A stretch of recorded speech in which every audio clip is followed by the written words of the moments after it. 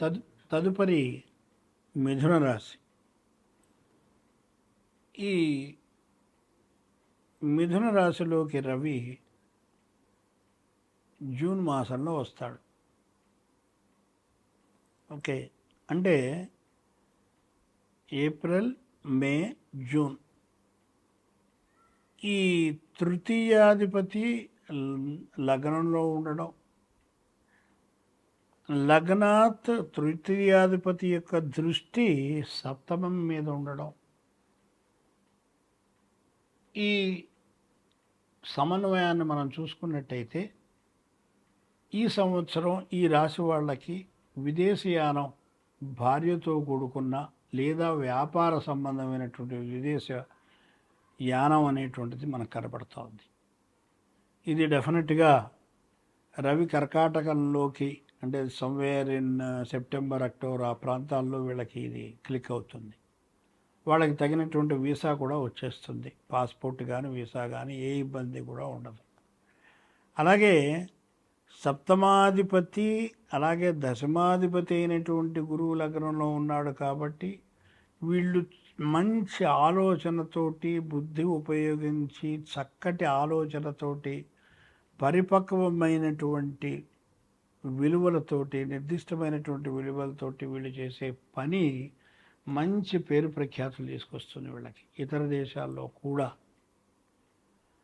ఈ గురువు యొక్క దృష్టి వల్ల, అలాగే ఈ గురువు యొక్క దృష్టి నవమం మీద ఉండడం, నవమం తండ్రికి సంబంధం ఉండడం, సో తండ్రి గారికి కొంతమందికి వాళ్ళ తండ్రి గారికి సంబంధించినటువంటి ఆరోగ్య సంబంధ విషయంలో చింతించవలసినటువంటి అవసరం లేదు. ఎందుకనంటే గురువు యొక్క దృష్టి ఎక్కడైతే ఉందో ఆ యొక్క రాశి బాగుపడ్డట్టే. వాళ్ళ యొక్క సంబంధించినటువంటి విషయాలని కూడా భగవంతుడే దాన్ని సరిచేస్తాడు. అంటే వీళ్ళకి ఒకవేళ అలాంటిది ఏదైనా ఇబ్బంది కలిగినా, తండ్రి గారికి ఆరోగ్యం లేకపోయినా, బాగలేకపోయినా, వాళ్ళు కుజుడికి, రాహుకి, బుధుడికి కుజ, రాహు, బుధ ఈ 3 గ్రహాలకి పరిహారాలు చేసుకుంటే సరిపోతుంది. అంటే దానాలు ఇస్తే సరిపోతుంది. బుధుడికేమో పెసలు బుధవారం నాడు, కుజుడికేమో కందులు మంగళవారం నాడు, రాహుకి మినువులు శనివారం నాడు ఇప్పిస్తే సరిపోతుంది. ఇప్పుడు జగల్లగ్నం.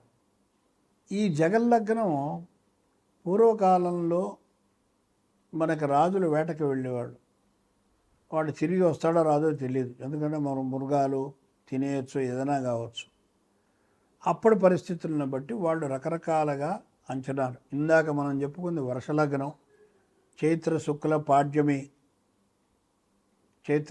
పాడ్యమి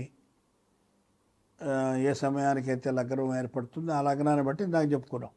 ఇప్పుడు జగల్లగ్నం అంటే రవి మేషరాశి ప్రవేశం ఏ రోజైతే, ఏ సమయానికైతే అవుతుందో ఆ రోజున మనం చక్రం వేసి రవి మళ్ళా కర్కాటక, తుల, మకర, 1 మేషం, కర్కాటకం, తుల, మకరం ఈ 4 రాసుల్లో సంచారాన్ని బట్టి దేశ యొక్క గోచారం చెప్పడం అనేటువంటిది ఒక సాంప్రదాయం. ఇది బ్రహ్మాండంగా మనకు తెలుస్తుంది. మంచి ఈసారి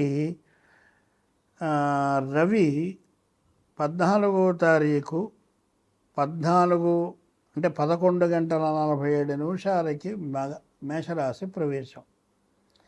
తత్కాల లగ్నం వచ్చి మిథున లగ్నం అయింది. లగ్నంలో గురువు ఉన్నాడు కాబట్టి డెఫినెట్లీ దేశం మంచి పురోగభివృద్ధి జరుగుతుంది అనేది ఫండమెంటల్ పాయింట్.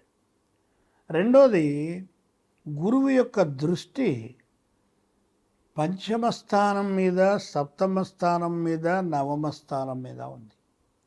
పంచమ స్థానం అంటే మనం చేసినటువంటి కృషి యొక్క ఫలితం. మనం కష్టపడి పాపం వ్యవసాయదారులు రాత్రి అనక పగలనక పొలాలు దున్ని సంవత్సరం అంతా ఇడిసే చివరి పంట కోసం పాపం తపతపలాడుతూ ఉంటాడు. ఆ టైంలో కనుక వరదలు వచ్చాయనుకోండి పరిస్థితి ఏంటి? సో అలాంటివి రాకుండా ఈ గురువు అంటే దైవబలమే. ఇట్స్ ఎ లక్, అది ఉన్నది వ్యవసాయదారులకి అని చెప్తోంది.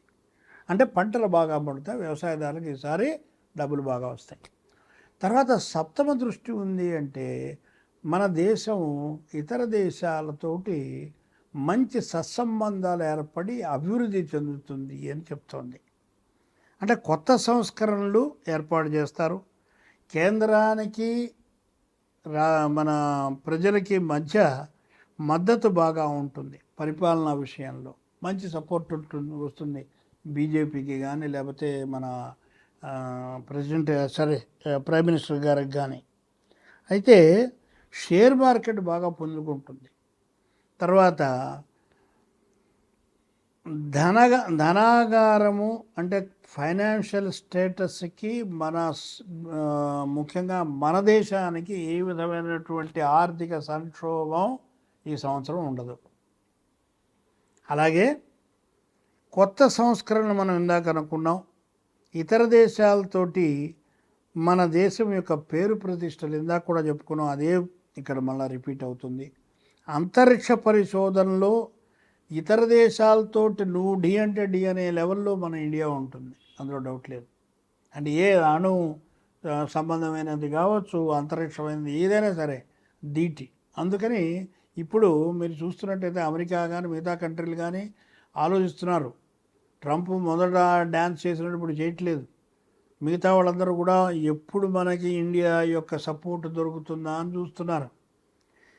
ఆర్థికంగా బాగా నిలదొక్కుంటుంది, మంచి నిలకడ వచ్చేస్తుంది, మనకి మంచి వర్షాలు కురుస్తాయి. క్రీడారంగంలో మనం ఎప్పుడు విజయం సాధిస్తాం ఈసారి.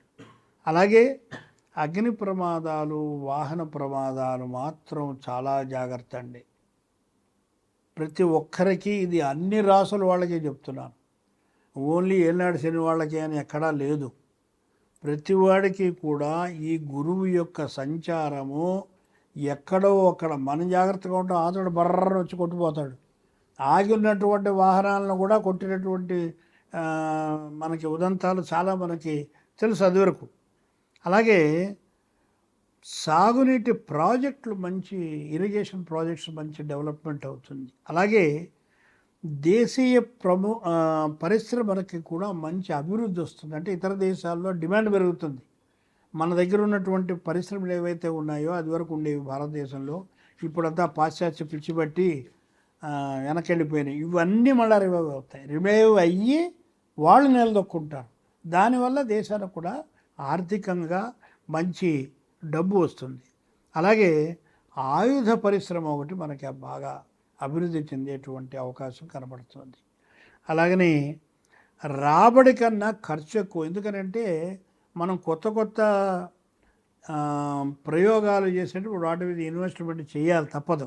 సో ఆ విధంగా తప్ప చెడుగా కాదు. అయితే ఇంటర్నేషనల్ లెవెల్లో హోటల్స్ని నిర్మించడం అనేటువంటి లెవెల్కి మనం ఎదుగుతాం. ఇంటర్నేషనల్ హోటల్స్ ఉంటాయి, దానివల్ల మన దేశానికి డబ్బులు వస్తాయి. అలాగే టూరిజం డిపార్ట్మెంట్లో మంచి పేరు ప్రఖ్యాతులు వస్తాయి, మంచి ఫుల్ ఫారినర్స్ ఎగబడతారు ఈసారి మీకు.